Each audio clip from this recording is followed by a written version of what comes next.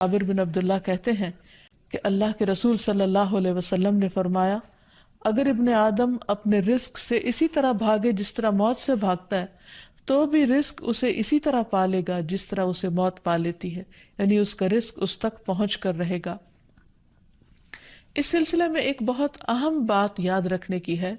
کہ انسان رزق کے معاملے میں ہمیشہ اللہ تعالیٰ کی طرف رجوع کرے اور کسی بھی پریشانی کی صورت میں غیر اللہ کی طرف رجوع نہ کرے، یعنی اپنے دکھ، تکلیف، پریشانی، اس کا داستان، اس کی بپتا صرف اللہ تعالیٰ کو سنائے، اسی سے دعائیں مانگے، اور یہ مت سمجھے کہ اللہ تعالیٰ نہیں سنتا تو وہ کسی اور کے در پر جا کر اپنی مشکل بیان کر کے اسے مشکل کشا سمجھتے ہوئے اس سے اپنی حاجات پوری کروا سکتا ہے۔ قرآن مجید میں اللہ تعالیٰ فرماتے ہیں، وَاللَّهُ جَعَلَ لَكُم مِّنْ أَنفُسِكُمْ أَزْوَاجًا وَجَعَلَ لَكُم مِّنْ أَزْوَاجِكُمْ بَنِينَ وَحَفَدًا وَرَزَقَكُم مِّنَ الطَّيِّبَاتِ أَفَبِالْبَاطِلِ يُؤْمِنُونَ وَبِنِعْمَةِ اللَّهِ هُمْ يَكْفُرُونَ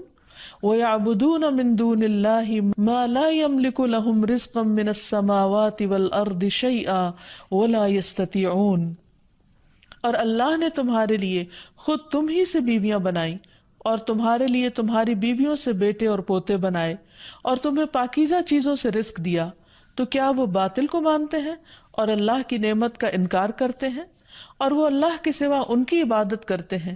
جو نہ انہیں آسمانوں اور زمین سے کچھ بھی رزق دینے کے مالک ہیں اور نہ وہ طاقت رکھتے ہیں۔ تو اس آیت سے واضح طور پر پتہ چلتا ہے کہ اللہ کے رزق کے خزانے صرف ان کا مالک اللہ ہی ہے، اس کے علاوہ کوئی نہیں۔ اگر اللہ تعالیٰ کسی کو رزق نہ دے تو کوئی اور کچھ بھی نہیں دے سکتا، کیونکہ اللہ تعالیٰ نے ملکیت کے یہ سارے اختیارات اپنے پاس رکھے ہوئے ہیں، کسی اور کو نہیں دیے۔ جیسا کہ ایک اور آیت میں آتا ہے کہ انسان کو اللہ ہی کے ہاں رزق تلاش کرنا چاہیے۔ فرمایا، انما تعبدون من دون اللہ اوثانا وتخلقون افکا ان الذین تعبدون من دون اللہ لا یملکون لکم رزقا فابتغوا عند اللہ الرزق واعبدوہ واشکروا لہ الیہ ترجعون۔ تم اللہ کے سوا چند بتوں ہی کی تو عبادت کرتے ہو اور تم سراسر جھوٹ گھڑتے ہو۔ بلا شبہ اللہ کے سوا جن کی تم عبادت کرتے ہو تمہارے لیے کسی رزق کے مالک نہیں، سو تم اللہ کے ہاں ہی رزق تلاش کرو اور اسی کی عبادت کرو اور اس کا شکر کرو، اسی کی طرف تم لوٹائے جاؤ گے، یعنی اسی نے تمہیں پیدا کیا، وہی تمہیں رزق دیتا ہے، اسی کی طرف تمہاری واپسی ہے۔ اس لیے تم نہ اللہ کے سوا کسی اور کی عبادت کرو اور نہ ہی اس کے آگے ہاتھ پھیلاؤ اور نہ اس سے توقع رکھو کہ وہ تمہیں کچھ دے گا۔ نبی صلی اللہ علیہ وسلم کی سکھائی ہوئی مسنون دعائیں بہت ہی بہترین ہیں۔ نبی صلی اللہ علیہ وسلم ہر روز صبح فجر کی نماز کے بعد یہ دعا پڑھتے تھے، اللہم انی اسألک علما نافعا ورزقا طیبا وعملا متقبلا۔ اے اللہ، میں تجھ سے علم نافع، طیب رزق یعنی پاکیزہ رزق اور مقبول عمل کا سوال کرتا ہوں، یعنی ایسے عمل کی توفیق دے جو تیرے ہاں قبول ہو جائے، تجھے پسند آ جائے۔ اور اس کے ساتھ ساتھ انسان کو حرام سے بچنے کی دعا کرنی چاہیے۔ اس سلسلے میں آپ صلی اللہ علیہ وسلم نے جو دعا سکھائی وہ ہے، اللہم اکفنی بحلالک عن حرامک واغننی بفضلک عمن سواک۔ اے اللہ، اپنے حلال کے ذریعے حرام سے میری کفایت فرما، یعنی مجھے اتنا حلال دے کہ مجھے حرام کی ضرورت ہی نہ رہے، اور اپنی مہربانی سے مجھے اپنے علاوہ ہر ایک سے بے نیاز کر دے، یعنی مجھے انسانوں کا محتاج نہ کر، کسی اور کا محتاج نہ کر، صرف اپنے خزانوں سے عطا فرما۔ پھر اسی طرح خاص طور پر بڑھاپے کی زندگی کے لیے وسعت رزق کی دعا کرنی چاہیے، کیونکہ جب انسان بوڑھا ہو جاتا ہے تو اس کے اعضاء کمزور ہو جاتے ہیں، وہ اپنے لیے خود کچھ کمائی نہیں کر سکتا، وہ دوسروں پر ڈپینڈنٹ ہو جاتا ہے، تو اس وقت وسیع رزق کی دعا سکھائی گئی۔ فرمایا،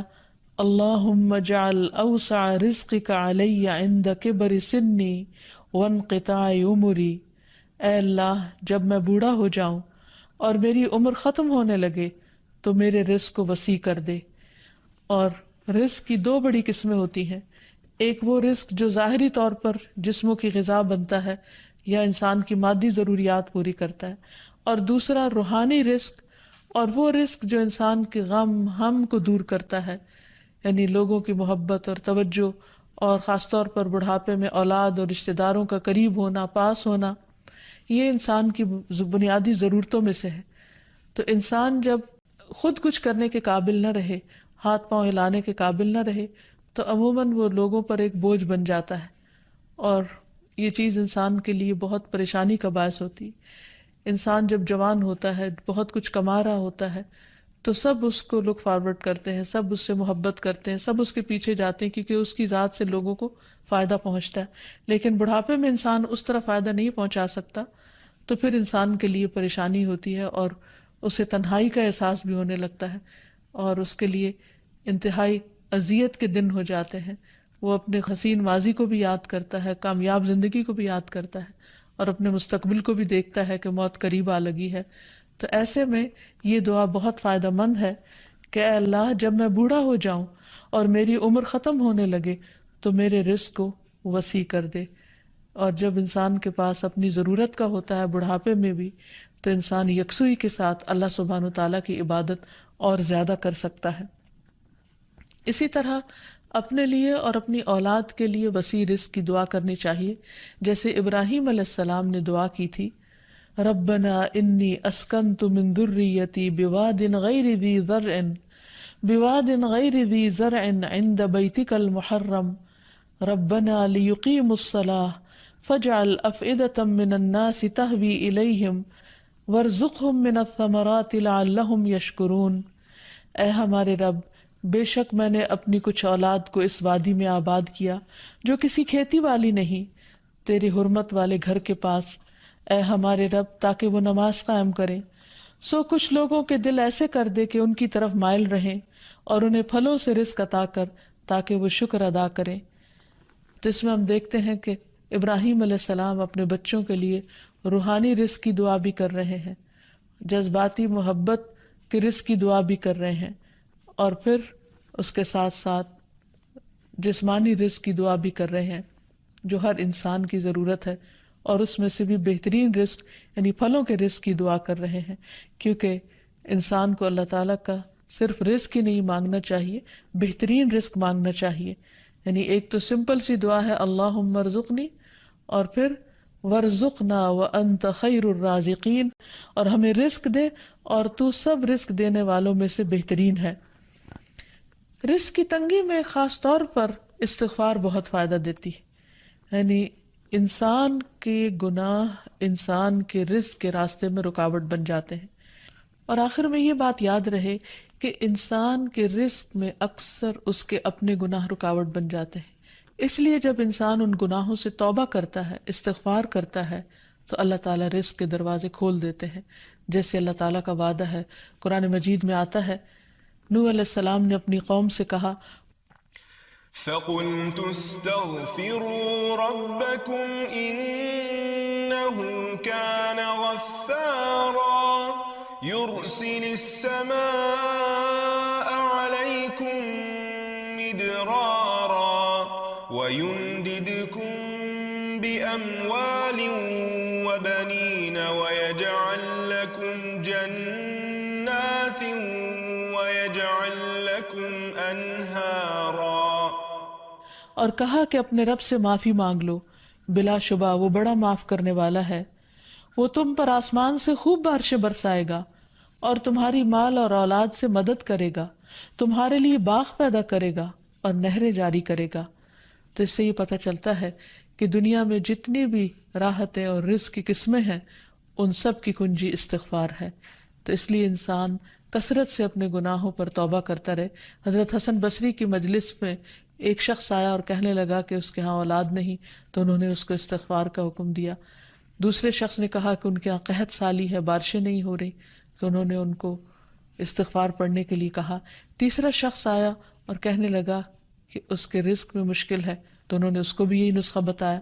تو ان کی مجلس میں سے ایک شخص نے کہا کہ آپ نے ہر مشکل میں مبتلا شخص کو ایک ہی بات بتائی، ایک ہی وظیفہ بتایا، اور وہ بخشش کی دعائیں کرنے کا۔ تو کہا کہ کیا تم نے سورۃ نوح کی آیت نہیں پڑھی؟ حقیقت یہ ہے کہ اللہ کا کلام سچا ہے، اور ہمیں اس پر ایمان لا کر پورے یقین کے ساتھ، وثوق کے ساتھ دعا مانگنی چاہیے کہ ہم انشاءاللہ استغفار کریں گے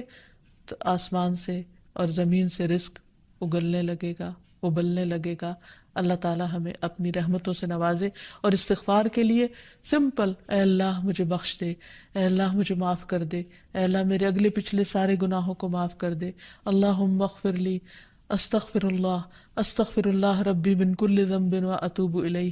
اور سچے دل سے انسان توبہ کرتا رہے تو اللہ تعالیٰ کو مہربان پائے گا۔ وآخر دعوانا ان الحمد للہ رب العالمین۔ السلام علیکم ورحمۃ اللہ وبرکاتہ۔